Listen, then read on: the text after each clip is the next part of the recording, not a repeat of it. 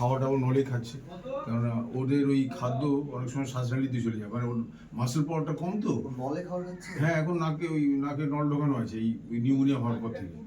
মানে আরও কতদিন এখন এইরকম থাকবে জানি না। তা কিন্তু আগে স্বাভাবিকই ছিল, সেরেলাক ফেরেলাক সব ভাত টাত সব খাওয়ানো হতো, চামচ করেই খেত। তারপরে ওই নিউমোনিয়া হয়ে যায়, ডাক্তার বললো না আপাতত কিছুদিন, নাহলে কি ওই খাদ্য শ্বাসনালীতে চলে গিয়ে সে আবার একটা বিপত্তি হয়ে যাচ্ছিল। আপনার হচ্ছে তো এটা তো অনেক ব্যয় হলো। এর ইনজেকশনটা কোথায় দিবেন এটা? ইঞ্জেকশনটা ওটা আমেরিকার নোভাটেক্স কোম্পানি, ওটা পিয়ারলেসের আন্ডারে আছে তো। হ্যাঁ। পিয়ারলেসের ডক্টর সংযুক্তা দে, ওরাই আমাদের গাইড করছে ক্রাউড ফান্ডিং এর ব্যাপারে, ওরাই আমাদের পরামর্শ দিয়েছে। যার ফলে আর একটা ওই ওরাল ওষুধ একটা যে খাচ্ছে 6 লক্ষ টাকা দাম, এই একটা 60। সিরাপ একটা। হ্যাঁ, ওইটা ওই একটা কিনলে 39 দিন চলে আর কি। আচ্ছা। তা সেই 39 দিনের তারপর আবার একটা দিয়ে গেছে, ওটা ওই ইম্প্যাক্ট গুরু যে এখানে আমাদের ইয়েটা হচ্ছে, ওখান থেকেই ওরা ফান্ডিং করছে আর কি।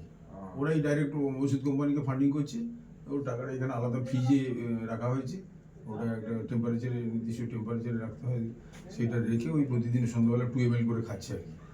তা এই করে না গেলে ওর নার্ভগুলো শুকিয়ে যাবে, নার্ভগুলো শুকিয়ে গেলে আর ইঞ্জেকশনটা তখন আমরা হয়তো টাকা জোগাড় করলাম বা বিনা পয়সাও পাওয়া গেল, কিন্তু নেওয়ার মতো ক্ষমতা থাকবে না।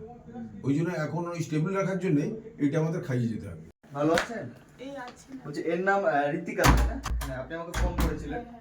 তো বন্ধুরা, আজকে আমি এসেছি এটা সোনারপুরে, এই যে আরেকজন আমাদের ছোট্ট ঋতিকার কাছে। এর কি হয়েছে দিদি? এর হচ্ছে এসএমএ টাইপ 1 বলে এক বিরল রোগে আক্রান্ত। 9 মাস হয়ে গেল প্রায়, হ্যাঁ। কিন্তু এখনো মানে উঠে বসতে পারে না, উপুড় হতে পারে না, আচ্ছা, কিছুই আচ্ছা। করতে পারে না আর কি। আচ্ছা, এর কি অক্সিজেন লাগানো আছে? হ্যাঁ, একটা অক্সিজেন লাগানো আছে। আর এই যে খাবার খাওয়াতে হচ্ছে এই যে ইনডি টিউবের মাধ্যমে, আচ্ছা। নলের মাধ্যমে ওদের গিলে নলের মাধ্যমে খাওয়াতে হচ্ছে, এই যে উপরে পাইপটা দিয়ে? হ্যাঁ হ্যাঁ হ্যাঁ, এটা আচ্ছা আচ্ছা আচ্ছা। এমনি মুখ দিয়ে খেতে পারছে না? গিলে খেতে মানে এদের সমস্যা হয় আর কি। যত দিন যায় মানে এদের গিলে খেতে সমস্যা হয়, ফুসফুসকে আক্রান্ত করে, আচ্ছা। নিউমোনিয়া হয়ে গিয়ে ও শ্বাস প্রশ্বাসের প্রবলেম আসার জন্য এখন অক্সিজেনের মাধ্যমেই ওকে আমরা বাড়িতে রেখেছি। আচ্ছা। অক্সিজেন খুলে দিলেও হাঁপিয়ে যাচ্ছে। মানে অক্সিজেনটা খুলে দিলেও শ্বাস নিতে কষ্ট হচ্ছে, হাঁপিয়ে যাচ্ছে। 4.5 মাস যখন বয়স ছিল, হ্যাঁ। সেই সময় মানে ওর ঘাড়টা শক্ত হচ্ছিল না, আচ্ছা। আর হচ্ছে পা তুলছিল না। বাচ্চারা এরকম পা তুলে খেলা করে সেরকম করছিল না। তখনই ডাক্তারবাবুকে জিজ্ঞেস করি, ডাক্তারবাবু ওর বয়সে যারা যারা হয়েছে তারা তো সবাই বলছে ওদের প্রায় ঘাড় শক্ত হয়ে গেছে, পা তুলে সবকিছুই করে যেরকম দেখেছি আমরা, কিন্তু ও তো সেটা করছে না। তখন ডাক্তারবাবু বললো তাহলে তো এটা চিন্তার বিষয়, তাহলে আপনাদেরকে একটা টেস্ট করতে হবে। আচ্ছা। বলে উনি হচ্ছে এই এসএমএ বলে এই জেনেটিক টেস্টটা করতে দেয় আর কি। ও, তখন আপনারা রিপোর্টটা আসার পরে বুঝতে পারলেন, তাই তো? 20-25 দিন পরে রিপোর্টটা ব্যাঙ্গালোর থেকে হয়ে আচ্ছা আসে। আচ্ছা। তো এবার আমি শুনলাম এই ইনজেকশনটা করতে হলে প্রচুর টাকার দরকার, মানে 16 কোটি টাকা, যে টাকা আমরা মানে কোনোদিন চোখে দেখিনি। তো আপনারা কি টাকা ফান্ডিং করছেন? টাকা কি হচ্ছে? টাকা উঠেছে? কেউ হেল্প করছে? হ্যাঁ, আমরা হচ্ছে ইমপ্যাক্ট গুরু বলে এক ক্রাউড ফান্ডিং মানে প্ল্যাটফর্ম আছে, মানে অনলাইন প্ল্যাটফর্ম রয়েছে। হ্যাঁ। কারণ পার্সোনাল অ্যাকাউন্টে তো নিলে অনেকেই ভাববে যে এরা হয়তো ব্যক্তিগত কাজে বা এটা তো ফেক ঘটনা, বাচ্চাকে হ্যাঁ, হ্যাঁ। সাজিয়ে অভিনয় করছে। সেই কারণে আমরা ক্রাউড ফান্ডিং হয় ইমপ্যাক্ট গুরু, হ্যাঁ। ওখানেই আমরা ওর নামে ক্রাউড ফান্ডিং হচ্ছে। হ্যাঁ।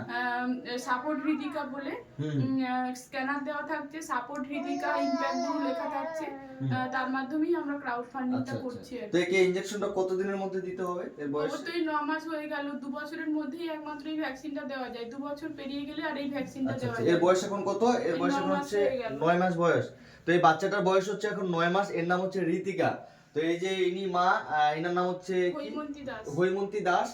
আর ইনি এই যে 9 মাসের ঋতিকা দাস, এর হচ্ছে একটা বিরল রোগে আক্রান্ত হয়েছে, যেটা আপনারা সকলেই রোগটার অনেকেই এই রোগটার নাম আপনারা জানেন না। আমিও এই রোগটার নাম প্রথম শুনলাম, যে এসএমএ টাইপ 1। তো একে একটা ইনজেকশন করতে হবে, যে এর ঘাড় নড়াতে পারছে না, হাত তুলতে পারছে না, মুখ দিয়ে খেতে পারছে না, যে মুখের মধ্যে পাইপ দিয়ে ওকে খাওয়াতে হচ্ছে, নাক দিয়ে, এবং অক্সিজেন লাগানো আছে। তো বাচ্চাটা খুবই একটা বড় রোগে আক্রান্ত হয়ে গেছে, যেটা ওনারা মানে অসহায় হয়ে গেছে, ইনাদের মুখের দিকে তাকানো যাচ্ছে না। এই দিদি অনেক দিন ধরে আমাকে ফোন করছে। তো যাই হোক, আমি অসুস্থ ছিলাম বলে আমি আসতে পারি নাই। তো এখন ধৈর্য ধরার সময়, ধৈর্য ধরে সবকিছু থাকতে হবে। আপনার কি হবে বাচ্চাটা? আমার এই ছোট মেয়ে, তার ওই মেয়ে প্রথম বাচ্চা, মানে আপনার নাতনি হবে, তাই তো? এর মানে আমি তো শুনছি যে অনেক বড় একটা অসুখ হয়েছে। তো আপনারা টাকা কালেকশন করছেন। আমি সবাইকে বলবো যে যেখান থেকে ভিডিওটা দেখছেন সবাই ভিডিওটা শেয়ার করুন। এই যে ইনি হবে বাচ্চাটার দাদু, এই যে বাচ্চাটার মা, আর এই যে হচ্ছে আমাদের প্রিয় ঋতিকা। তো সকলকে অনুরোধ করবো, হাত জোর করে অনুরোধ করছি বাচ্চাটাকে যাতে আমরা সবাই মিলে আপনাদের সহযোগিতায় দানে নিশ্চয়ই বাচ্চাটাকে আমরা বাঁচিয়ে তুলতে পারবো। সেই জন্য সবাই যে যেটুকু পারে আপনারা সাহায্য করুন, আর যথাসম্ভব আপনারা শেয়ার করে বার্তাটাকে আরও ছড়িয়ে দেন, যাতে বহু মানুষ একে সাহায্য করতে পারে এবং সকলের দানেও নিশ্চয়ই আবার নতুন জীবন ফিরে পেতে পারবে। এইটাই আমাদের কাছে আপনাদের কাছে আবেদন। তো সবার কাছে আমার অনুরোধ থাকবে যে আপনারা এই বাচ্চাটিকে সবার কাছে ছড়িয়ে দিন, ভিডিওটা বেশি বেশি করে শেয়ার করুন, সবাই যেন এই ঋত্বিকার কথা, আমাদের ছোট্ট ঋত্বিকার কথা সবাই যেন জানতে পারে। এই বাচ্চাটিকে আমরা যেন সবাই মিলে বাচ্চাটিকে সুস্থ করে তুলতে, আমাদের কাছে আসার আমি ভগবানের কাছে, উপরওয়ালার কাছে প্রে করব যেন আমাদের ঋত্বিকা খুব তাড়াতাড়ি সুস্থ হয়ে যায়, ঠিক হয়ে যায়। সবার কাছে অনুরোধ করব, সবাই প্লিজ একটু এগিয়ে আসুন, সবাই প্লিজ এগিয়ে এসে আমাদের পাশে দাঁড়ান। আর আপনারা যদি না দাঁড়ান তাহলে আমরা এই ফুলের মতো ছোট্ট শিশুটাকে বাঁচাতে পারবো না।